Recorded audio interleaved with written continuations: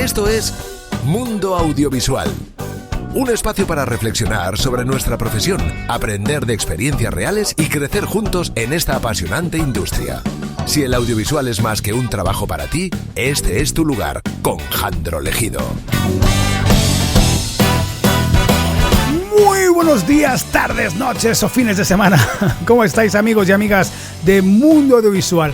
Antes de empezar el podcast, que siempre se me olvida decirlo, y tengo que decirlo, y es que para mí me da un poquito de cosa, pero os agradecería muchísimo que si os gusta este contenido, si os gusta lo que os doy en cada píldora de Mundo Audiovisual, que bueno, aparte de suscribiros en Spotify, en iTunes y todas esas cosas, en Apple Music, si me podéis dejar esas estrellitas, que valoréis, no voy a decir que me dejéis 5 estrellas, que cuidado, que estaría muy bien, pero que dejéis algún comentario o en Spotify o en Apple Music, en iVoox, o sabéis también que está en YouTube, que mola mucho, que es en vídeo.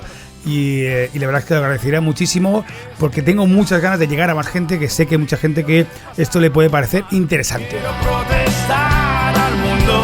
Y recordar también que todas las músicas que estoy poniendo en esta nueva temporada de Mundo Audiovisual son músicas de mi proyecto musical, de Legi, que estoy ahí con el cuarto disco, que espero que salga a la luz breve, muy prontito, y que va a ser un discazo. Y si queréis saber cositas de mi vida sobre músico, podéis buscarme en Cosas de Músicos, también el podcast que se emite cada lunes, y ahí también cuento cosas de músicos y ahí no tengo ningún filtro. No como en el mundo audiovisual, que es verdad que, mira, acabo de hablar con un amigo, un gran amigo, Daniel, que es un gran amigo a que quiero, aprecio y admiro muchísimo. Y claro, y los amigos muchas veces se dicen cosas que son, pues, que otros no te las dirían, y por eso son amigos. Los amigos de verdad te dicen esas cosas. Y precisamente por lo que me dice al final, que tengo un carácter a veces, pues bueno, pues tengo mi carácter, claro, como tiene que ser, pues yo tengo aquí en las paredes puestas unos carteles que pone: escucha, mantén la calma, piensa antes de hablar, la amabilidad es imbatible, y para mí eso es lo más importante, ¿no? Así que, y eso porque lo decía, bueno, los amigos, qué buenos son los amigos, y qué bonito tenerlos, y qué buenos los amigos que te dicen las cosas como son. Y así tienen que ser. Los que siempre te dicen todo muy bonito, esos están bien tenerlos, pero gracias, Daniel. Y vamos a por el podcast de hoy. El podcast de hoy vamos a hablar de monitores externos. ¿Es necesario tener un monitor externo? ¿Monitor de 1 grado, de 0 grados, tal? ¿Es necesario? La respuesta, amigos y amigas, es siempre sí. Bueno, a ver, siempre, depende, con matices, pero para mí, sí. Bueno, vamos a ver, vamos a empezar. ¿Por qué saco este tema? Es un tema que quería sacar hace tiempo, el tema de los monitores externos. Sabéis que cuando se graba se hace una recepción en directo, un streaming, bueno, evidentemente con niveles altos, siempre hay monitores externos y monitores de 1 grado, pero cuando se trabaja en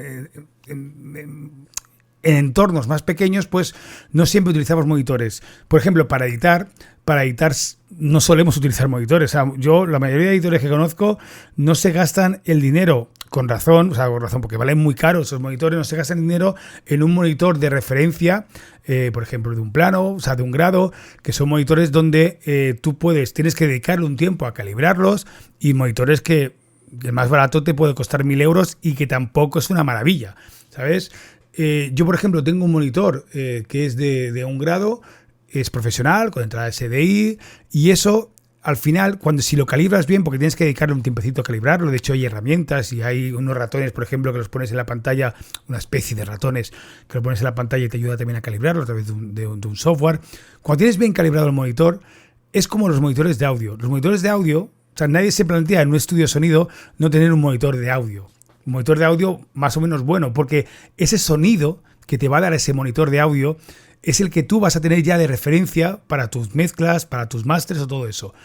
Y eso al final es con lo que tú ya sabes que, por ejemplo, con un monitor de audio, tú sabes ya el nivel que tienes de graves, de medios, tal, y cómo puede llegar a sonar la mezcla final una vez que ya llevas tiempo haciendo mezclas o grabando. Pues con un monitor de vídeo es lo mismo, pero no, porque el negro tiene que ser negro, el blanco tiene que ser blanco, y toda la gama de matices que tienes en una barra de colores tiene que ser la correcta. Y para eso hay unas métricas y está todo calibrado. O sea, no es, bueno, esto para mí es magenta, bueno, pues para mí es como rosa oscuro. No. magenta, el azul es azul, el rojo es rojo, y aparte es que está, pues ya sabemos que en RGB pues tienes el rojo, el verde y el azul, de 0 a 255. Eso cuando trabajas con RGB. Si trabajas con CMYK, pues tienes otros parámetros. Pero eso está estipulado. Y eso es lo que tienes que tener muy bien calibrado. Muy bien calibrado. ¿Por qué? Porque según qué trabajos hagas, al final, si tú estás trabajando con un monitor de referencia pequeñito o un monitor de referencia de ordenador, los colores no son los reales, no son los mismos. Y eso afecta después al resultado final.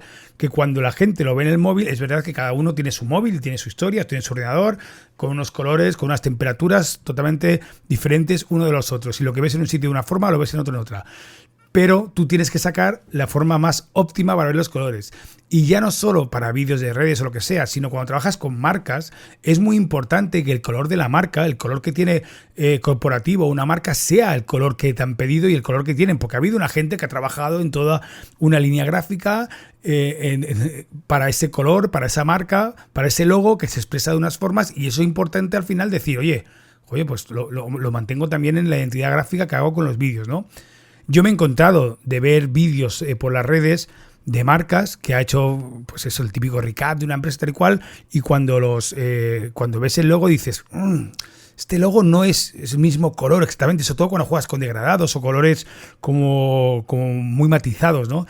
Que tampoco pasa nada y muchas veces, si no estamos trabajando en niveles de publicidad o niveles muy altos, no te van a decir nada. Pero, coño, no está mal, como dicen en mi pueblo, la feina ben feta no tiene fronteras, ¿no?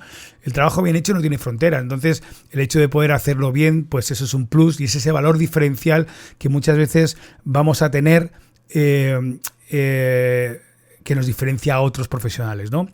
Claro, aquí, como he dicho antes, está el hándicap de, ostras, es que vale mucho un monitor de referencia, un monitor plano, un monitor de un grado, pues vale mucho, pues sí. Pues sí. Claro, y ya no solo es el monitor, sino que estás editando, tienes que tener una tarjeta por SDI, a ver, podrías ir por HDMI, pero es mucho más profesional ir por SDI a un monitor de referencia profesional, ¿no? Todas las plataformas de edición, Premiere, Final Cut, Dissolve, o sea, el DaVinci, pues te permiten trabajar con monitores externos, ¿no? CapCut no estoy seguro, sí, supongo que también, al final es meterlo por la tarjeta. Yo lo tengo metido a través de una Blackmagic y salgo por ese día al monitor. ¿Qué pasa? Que al final también cuando trabajas, por ejemplo, en streaming, es importante tener ese monitor con una buena referencia. ¿Por qué? Porque cuando tienes que talonar las cámaras, cuando tienes que hacer el control de CCU, tienes que coger, igualarlas y todo eso. Yo hubo una época que me quedé sin monitor de referencia y hubo una época que lo tuve que hacer con un monitor, un LG de ordenador, y era horrible, porque la referencia que tenía, después cuando veía en la emisión, digo yo, hostia, es que no es igual. Entonces, por suerte tenía un iMac Pro con una pantalla muy buena y eso es lo que me sirvió para poder hacer un etalonado de las cámaras mucho más, un igualado de las cámaras mucho más cerca de lo que tendría que ser el resultado final, ¿no? Pero desde entonces me di cuenta que no, yo tengo que coger y tener un monitor plano, ¿no? Entonces, para directos, para realizaciones, para edición, yo creo que es básico. ¿Cuándo no necesitamos un monitor de plano? Pues bueno, pues por ejemplo, cuando estamos usando portátiles, una edición por portátil y tal, evidentemente ahí no te pones un monitor de referencia, ¿no? Hombre, puedes llevarte los monitores pequeñitos, un Ninja, una cosa así, puede estar bien, Shinobi, pero realmente no es necesario, ¿no? Si estás editando con el portátil, no trabajas con color tal y cual, pues tampoco no hace falta. Ahora, cuando estás haciendo colorimetría, sí o sí necesitas o deberías utilizar un monitor de referencia para poder trabajar con comodidad, ¿no? Claro, el tamaño al final de los monitores planos, o sea, yo tengo uno que es de 24, es pequeñito, ¿sabes? Pero bueno, pero ya me va bien, cuanto más grande mejor. Y hay otra cosa importante, que es tener el monitor a la altura de los ojos. Yo no la tengo. Bueno, no quería poner quería poner este. Siempre me equivoco con los efectos, porque por la configuración que tengo yo en mi estudio, que tengo 4 monitores para trabajar y el monitor plano y después una tele arriba, pues lo tengo que tener arriba. Y no me estoy intentando darle vueltas a ver cómo y dónde puedo colocar este monitor para tenerlo siempre al lado, porque es verdad que tú estás trabajando, estás editando y tienes que ir mirando arriba es un coñazo. Entonces lo suyo es tenerlo siempre a la altura de los ojos. Y aparte los monitores baratos, y eso me lo encontré porque me compré un monitor, además era como de 29 pulgadas o una cosa así, o 31 o 32, era una locura. Estaba muy bien el monitor, era grande, era económico porque creo que costaba sobre los 1.000 y poco euros. Pero cuando no lo ponías a la altura de los ojos y te ibas un poco y lo ponías un poco para arriba, te cambiaba toda lo que es la curva, la colorimetría. El azul ya no era azul, el negro no era negro, era gris, era horrible. Y al final pues tuve que vendérmelo, ¿no? Lo que yo no os aconsejo nunca utilizar es, por ejemplo, una tele. La tele está bien como para ver la referencia final. Para ver la referencia final no está mal, es como cuando vuelvo al símil de la grabación de un disco. Cuando grabas un disco, al final cuando lo sacas, ¿dónde te vas a escucharlo? Lo escuchas en el coche, lo escuchas con los AirPods, lo escuchas con un auricular malo, lo escuchas en el móvil, ¿sabes? Porque si en el móvil a pelo suena bien y suena todo, ya está. Entonces en el coche siempre suena bien, porque en el estudio siempre va a sonar bien. Entonces las teles al final está bien para tener una referencia de cómo lo vas a ver si es un algo que vas a emitir en televisión, ¿no? Pero bueno. Entonces, en conclusión, ¿cuál sería mi conclusión? Un monitor externo no es imprescindible, ¿sabes? Pero sí que es necesario para ciertos niveles de producción. Y si te puedes invertir en un monitor externo, inviértelo. Bueno, amigos y amigas, pues hasta aquí el podcast de hoy. No os he dicho marcas porque, bueno, hay muchísimas marcas. Si entráis, por ejemplo, en gente como Más que Vídeo, que son los mejores, ahí vais a encontrar muchas marcas de monitores planos y además ellos os pueden aconsejar sobre cuál es el mejor. Yo hoy me quería centrar más en si es necesario o no es necesario. Amigos y amigas, sed felices, sed creativos, sed inquietos y compartir, que es salud, y mantened a vuestros amigos cerquita, darles cariño, darles amor. Adiós. Dices que estás muy enferma y que la tos no te deja tragar. Prueba un vaso de ginebra y agua ras